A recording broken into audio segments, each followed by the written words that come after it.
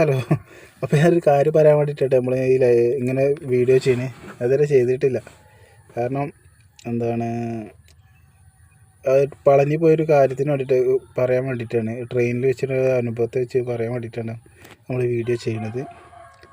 അതായത് നമ്മൾ 1 മണി മുതൽ പളനിയിൽ സ്റ്റേഷനിൽ വെയിറ്റിംഗ് ലിസ്റ്റിലായിരുന്നു. അതായത് 8 മണിക്കാണ് ട്രെയിൻ.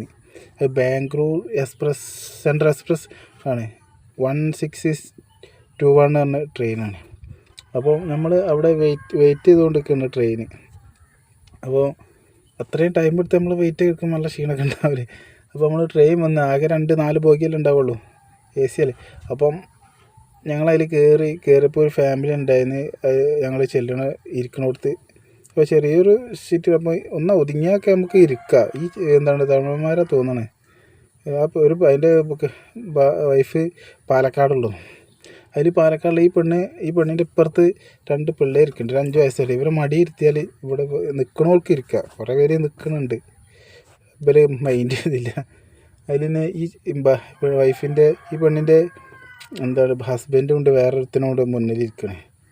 അപ്പോൾ ഓരോട് പറഞ്ഞ ബാഗ് ചെങ്ങന്മാരവിടെ സീറ്റിൽ വെച്ച്. ആ ചെങ്ങന്മാരാണ് ബാഗൊന്നും എടുത്ത് വെച്ചവിടെ ചോദിച്ച്. ട്രെയിനിൽ എല്ലാവരും ടിക്കറ്റ് കൊടുത്തിട്ടുണ്ട് ഇരുന്നത്. പിന്നെ കിട്ടുന്ന സീറ്റിൽ നമ്മൾ ഇരിക്കലല്ലേ, അതിലൊന്ന് അഡ്ജസ്റ്റ് ചെയ്യുന്നത്. ഈ ചെങ്ങന്മാർ ഒരു വകക്കും എടുക്കണില്ല. ലാസ്റ്റ് ചെങ്ങന്മാർ തുടങ്ങി. ഇവരേതോ അച്ഛൻ ഉണ്ടായിരുന്നു ഇപ്പുറത്തെ സീറ്റിൽ.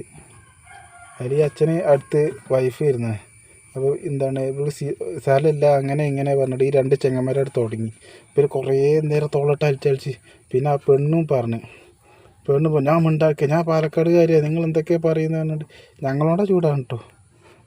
ഈ പെണ്ണിൻ്റെ ഭർത്താവാണ് ഈ മുന്നേ ഇരിക്കണേ. ഇവരോട് 100 വട്ടം പറഞ്ഞ ഒന്ന് ഒതുങ്ങാൻ.